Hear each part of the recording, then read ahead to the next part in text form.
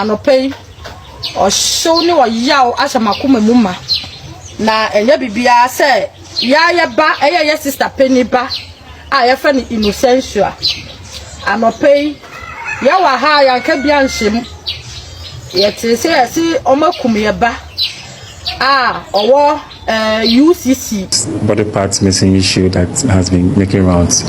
When we got there, like I said, we processed them with turning over. There was no body parts missing. Everything according to our investigation was intact. Content videos to say YouTube, say Facebook, say TikTok, baby biano. I'm about one back on water and the pie in Innocentia Avenue.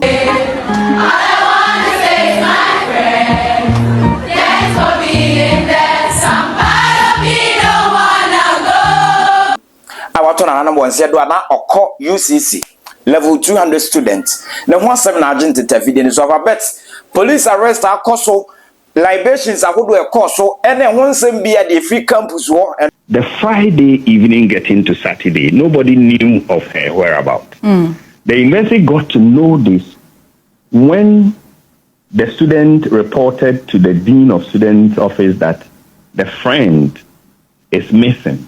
And then they started circulating, not by the university, friends started circulating her pictures and all that. So technically we got to know this on the Saturday. But then you never have some Ghana News Central and send them what they are subscribing. Oh yeah, for on the 11th June, Danana Thursday, yes, you were the be an AD in Abone. Sadano, and Ababa our friend no Innocentia Avenue or no. A level 200 students, I will UCC. But then a young Kubia or any roommate, and I'll catch up about one and say, oh, Kobe Biaba, and my Baba one and so okay, send a down for, and I just say, down on Quaneda, because of Innocentia and not OP. Emma and a down for us, so can you meet me as okay, only Yaman Comra Michelle. Into a noche, none down for no any roommate in Nenka or Maya. I was in a phone on Tenenka, into a no de can't share song. Emma. Administration no one UCC for assaulty. Na ho be hia say, on bury nhwehwemu ehu ba bia Innocentia Avenue our year level 200 student our year human resources e wo ho no. Ohwe na gira kwan. Enti e no koso ma posifo so kra ba mu, e ma busafo de koto posifo enim say, sei e na esi e ma Ghana Police Service e gitum say yes. Obo nso nhwehwemu bia e wo so mo ye no. Obobo moden ayam bibia nso tuma gina brane. Enti Anche and a UCC for a press release and answer then Sabato Yase. Nadam for no any roommates are not and share the same room that will UCC Hono. One and a incomo. Now, or catch any say, or quack share will be. Now, no so Miss Anbe Nipacon, any baby qua or quackushi any pano, Emma, the mine no crab ebly moon. Students now no crowd no say went to me miss answer why say wadam for be an share room wa crowd say me ko ha ba me yes na went to me miss na be kwa or any nipa kwa or kwa question say nadam for be send papa be send nua be say hwan went to me miss na what dey ti yen na kakra. It is such an unfortunate situation to the extent that you wouldn't know who came for the lady for that outing according to the roommate. Just a casual oh, I'll be back. And then you don't come back. At times it's normal for, youth of this age. The next morning you are not there. The person becomes alarmed and starts to find out, oh, where is my friend? Everybody tries to look for. Then why don't we report to the police and the university management only for us to be confirmed by the police that there's a body that has been washed ashore at a beach? Because the students are not living on campus, the hostel is in one of the communities called Amamoma. So until the roommate the following day started looking for the friend, so in the evening, which would be the Friday, that there was suspicion that no, you cannot go out almost 24 hours. So then let me report to a few people. It was at that point that there was news that the rainy season and all the issues that come up. Somebody has been washed ashore. So until the Friday evening getting to Saturday, nobody knew of her whereabouts. The university got to know this when the student reported to the dean of students' office that the friend is missing.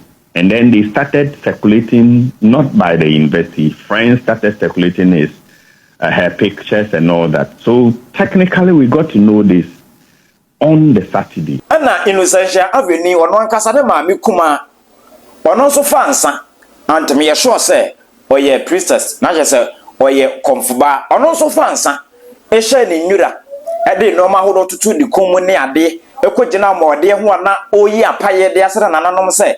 That's a nebia or no, sir, or Modeshano, or Moshano, or Moon, no, say be our turn and was zero. That's a nebian and such a chance, ye, the or no, or ye would differ.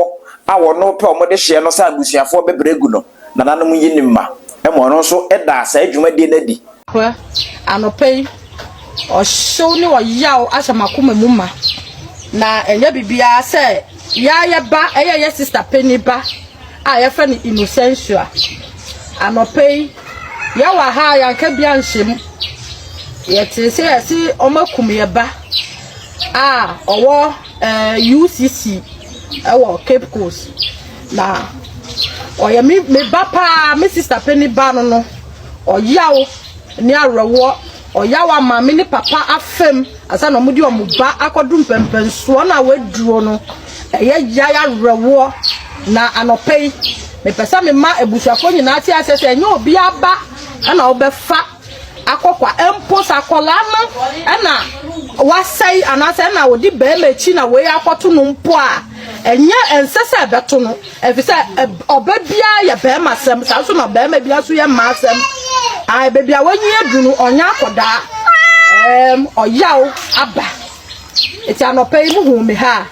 nyedo afa me so dia metimi aye dia bo me ba ho bai e dia bo me fie ho bai eni say me invoke me so me ancestors sa so na me invoke ensua ye da no anopei oyaw pa ahye me boma oyaw pa ahye me mu kire say endra me hu ni maame no ama me reku ye Enibre abante say ayasa wo ye hunhum de na wo ye honam ni de honam ni de ye de wo de koma papa Christian to ye hunu IGP so ne na posifo entena se na wo ye nhwehwemu entina IGP ene ne nkrofo nso so eguso omo ye adwuma. The dean of students together with the roommate and other officers went to the police and the police said yes. They were told by the fisher folk, it's a fishing area, that a body has been washed ashore. Upon their arrival and then checking, this apparently was the Friday, checking, they realized that they needed to take the body to the morgue. Then the identification was made, and then the parent had to be called in and all that. It has nothing to do with the hostel itself. The situation is that somebody goes out where she went, nobody knew, but the body was found at the beach. You say omo cyber veterans unit ahodo and afi operations ahodo wo police nim.